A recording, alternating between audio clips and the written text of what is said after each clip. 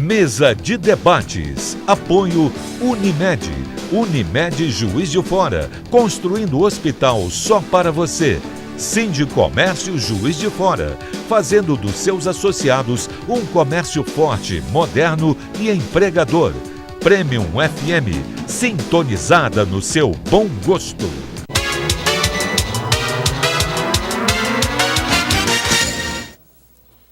Estamos de volta com a mesa de debates aqui pela TVE Juiz de Fora. Segundo os dados da Organização Mundial de Saúde, a cada 40 segundos, uma pessoa comete suicídio no mundo. Aqui no Brasil, cerca de 30 pessoas tiram a própria vida por dia. Para alertar a população sobre esses riscos, o mês de setembro ganhou a cor amarela. Setembro Amarelo coloca em pauta essa questão, pouco discutida ainda, e mostra para a população que é possível sim combater o suicídio. Dr. Glauco,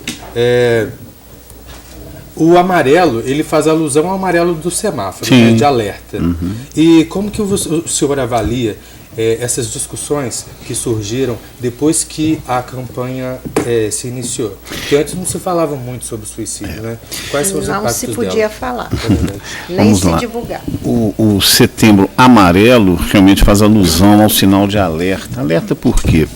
Porque o indivíduo, quando ele decide se matar, ele o faz na expectativa de que é a maneira que ele tem de fugir, de resolver a sua dor, né, o seu drama. Mas, ao mesmo tempo, ele vive uma ambivalência muito grande, porque, ao mesmo tempo que ele quer se matar, ele quer ajuda.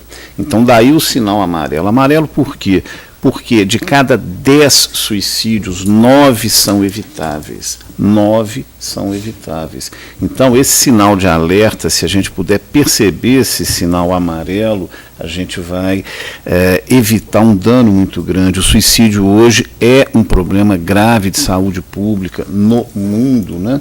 No Brasil, são 10 mil suicídios por ano, 30 por dia, como o Caio se referiu. E o suicídio, ele pode ser evitado. E uma das formas de evitar o suicídio é exatamente conversar sobre isso. Então, a Jane comentou, olha, a mídia não deve falar sobre suicídio. Sim, a mídia não deve divulgar um suicídio. A mídia não tem que nominar o suicida, como foi aquele suicídio, o ato, o espetáculo do suicídio. Isso não. Mas a mídia abrir espaço, como a mesa de debates é pródiga em fazer isso, em trazer para a população essa oportunidade de discutir assuntos de saúde de uma forma geral, de uma relevância tão grande, isso sim é papel da mídia. Então, a mídia trazer à população, olha gente, suicídio tem prevenção. Perfeito? Suicídio, historicamente, por razões religiosas, culturais, e ele sempre foi tido como um pecado, uma coisa que não se deve falar, vamos varrer para debaixo do tapete. Não, deve-se falar sim. Existem mitos e verdades sobre o suicídio. Um dos mitos é esse: a mídia não deve tocar no assunto. Deve tocar sim da forma que eu pontuei. Não se deve falar sobre suicídio com um pretenso suicida. Sim, deve-se abordar isso sim. Um outro mito: quem ameaça não faz, cão que ladra não morde. Pelo contrário, a pessoa que ameaça, ela faz sim. Então, assim, esse tipo de informação, através da mídia, desse tipo de oportunidade, é excepcionalmente bom e favorável à sociedade como um todo. Doutor, o senhor está falando do amarelo, né? Uhum. O amarelo é advertência. Sim. E aí, muitas pessoas, inclusive eu concordo aí plenamente aí, não é porque o senhor é doutor, né, no assunto que a gente conhece há muito tempo, mas eu percebo que se você tiver um acolhimento naquele momento, naquela hora exata, ou mesmo com uma certa antecipação, para que a pessoa monte na sua mente aquilo que ele vai passar, aquilo que ele vai sofrer, aquilo que ele vai sentir, né? Porque não adianta você pular e no meio do caminho se arrepender, aí não tem volta, certo? Exatamente. Então é isso aí, o alerta mesmo, assim, mas as pessoas têm que estar ligadas um ao outro, mas as pessoas atualmente não ficam ligadas, porque ele tem que estar com isso aqui na mão e olhando a mensagem dele e não a do outro. Então eu acho que está faltando muita conversa entre o ser humano. O ser humano está ficando muito perdido no espaço. Saindo um pouquinho da medicina, entrando um pouquinho na sociologia, existe um sociólogo francês chamado Durkheim. Lá no final do século XIX, ele fez um estudo fantástico, um tratado sobre suicídio, onde ele imputa à sociedade a responsabilidade pelo suicídio. Então existem formas de suicídio, onde ele chama de suicídio egoísta, suicídio anômico, que são suicídios que acontecem exatamente por desagregação da coesão social. E exatamente isso, a falta de laços, a pessoa se ensimesmando, a pessoa não interagindo. Então, quer dizer, quanto menor a interação social da pessoa, maior o risco de suicídio e vice-versa. A questão do momento, como a Jane disse, do acolhimento, isso é muito importante, por quê? Porque existe um outro mito de que, o suicídio é uma decisão individual, tem que ser respeitada. Não, aquilo é um momento de privação da capacidade de realidade crítica da pessoa. A pessoa, quase 100% dos suicidas sofrem de doenças mentais. E naquele instante, ele está privado da plena capacidade de discernimento da realidade. E ele acaba tomando o ato por impulso. Então, o que acontece? Se você acolhe, se você protege, se esse sujeito tem acesso a um serviço de saúde, se a população, se as pessoas são informadas a respeito disso, você pode evitar esse momento de impulso e evitar esse desfecho dessa forma. E a pessoa também, às vezes, não está preparada para uma notícia, né? Igual, por exemplo, você vai e faz um exame de sangue, de repente, ela abre o exame, está lá, nossa, estou com AIDS. Aí ela já, estou com AIDS, eu vou morrer mesmo, então ela já pula do próprio prédio onde é que ela recebeu a notícia, né? Então hoje, isso aí é falta de preparo. Hoje é possível viver bem, viver com saúde. Nossa, com tudo, né? com tudo. Existe sim um índice maior de suicídio entre pessoas com doenças físicas crônicas, não é? E aí a pessoa pode isso ser um gatilho também para a pessoa buscar o suicídio. Agora, a Jane, que eu sempre vejo aqui as participações da Jane aqui na mesa de debates, a Jane sempre fala muito sobre religiosidade. Existe no suicídio os fatores que agravam e os fatores que protegem a pessoa do suicídio. Fatores que agravam quais são? É exatamente a presença de doença mental, é o uso de drogas, uso de álcool, transtornos de personalidade, pessoas desajustadas, pessoas sem vínculos familiares, pessoas que sofreram abusos na infância. Então existe uma população mais propensa ao suicídio. Por outro lado, existem fatores de proteção. Um desses fatores de proteção é a religiosidade, que a Jane gosta tanto de abordar aqui. Então a religiosidade... A falta de Deus, né? Eu falo direto assim, a falta de Deus. A pessoa que tem um Deus... Não precisa... Não importa qual seja o teu Deus, mas você não precisa de temer. Igual que você falou do pecado, para não fazer o pecado, temia a Deus. Então, é aquela coisa de você ter uma segurança, porque a única pessoa que pode tirar a nossa vida realmente é Deus, né, que eles dizem, né, e não nós. Então as pessoas que têm, elas têm essas âncoras, a religiosidade, uma família bem constituída, a pessoa está se sentindo, ela se sente inserida no meio social, a pessoa ela tem um bom desempenho social, familiar, profissional de uma forma geral. Esses fatores são fatores que protegem a pessoa do suicídio. Com certeza. Doutor, uma família que se depara com uma situação dessa, de um familiar qualquer, ele tentar por si só ajudá-lo, é um pouco temerário. Ele deve procurar ajuda. O que ele deve fazer? Pois é, então essa ajuda tem que ser buscada, sim. Essa ajuda ela está disponível desde a rede pública à rede privada. Na rede pública, isso é fundamental. Hoje o modelo de assistência em saúde pública ele está voltado para a atenção básica, lá na UBS, lá no posto de saúde da comunidade do sujeito. Então, o médico que está ali, a equipe que está ali, está sendo treinada para poder identificar essas situações.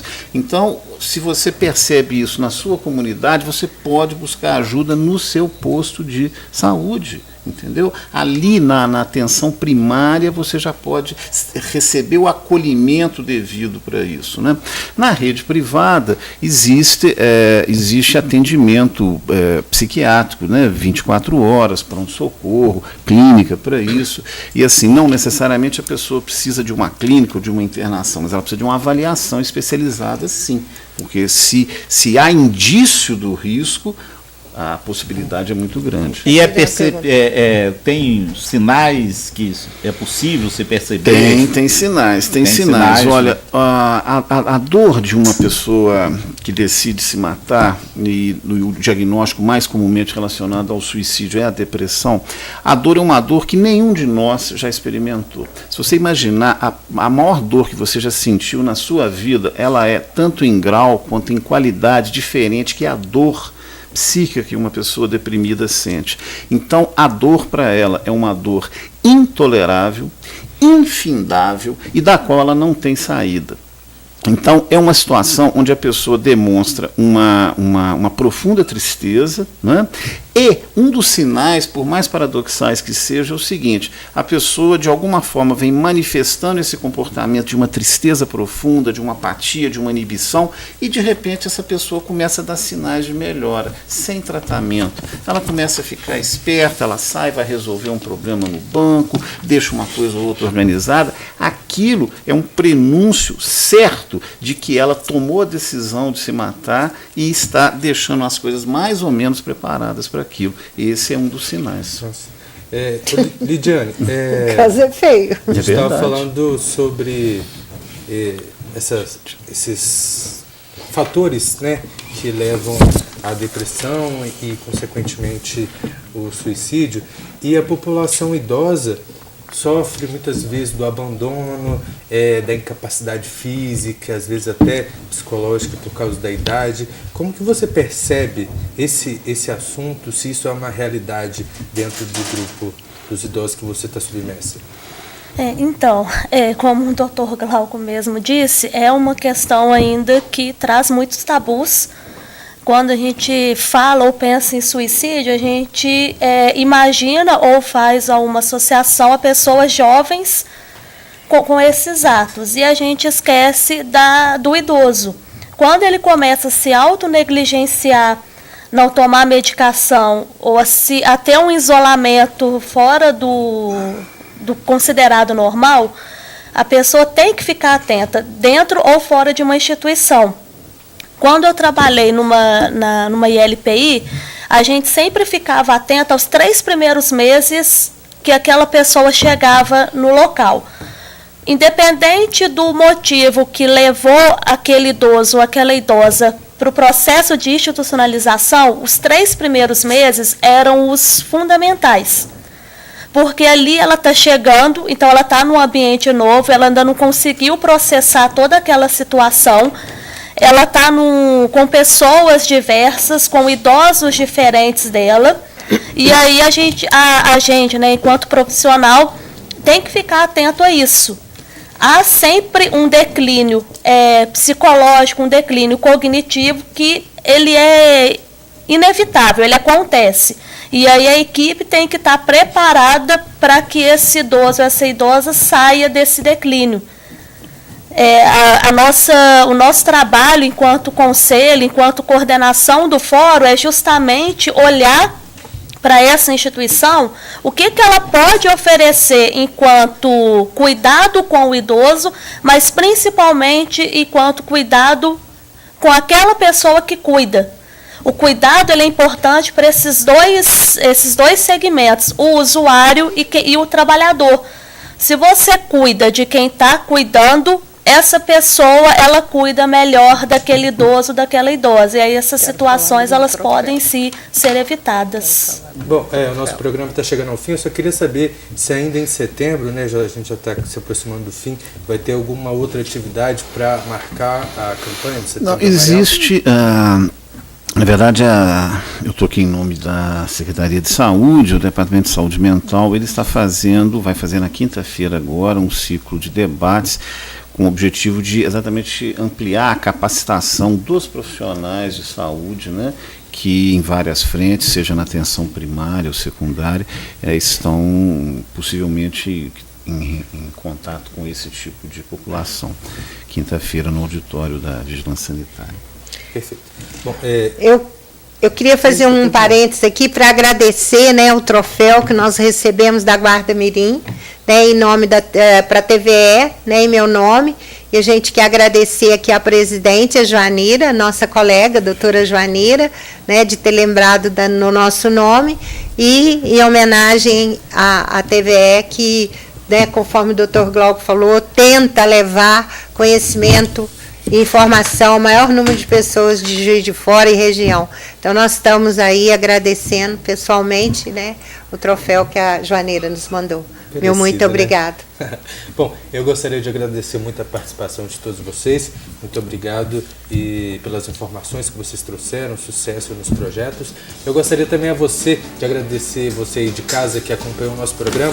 Lembrando que a mesa de debates volta ao vivo amanhã às 11 horas da manhã aqui pela TVE Juiz de Fora. Você assiste a reprise do programa de hoje às 6 horas da tarde e você também tem acesso ao programa de hoje, às outras edições, procurando o nosso canal no YouTube. É só procurar por TVE Juiz de Fora que você acha os nossos vídeos, e você também pode baixar o nosso aplicativo do Diário Regional JF no seu celular, que você tem as informações da TVE, da Rádio Prêmio e do Diário Regional no seu celular, que dá para levar para qualquer lugar.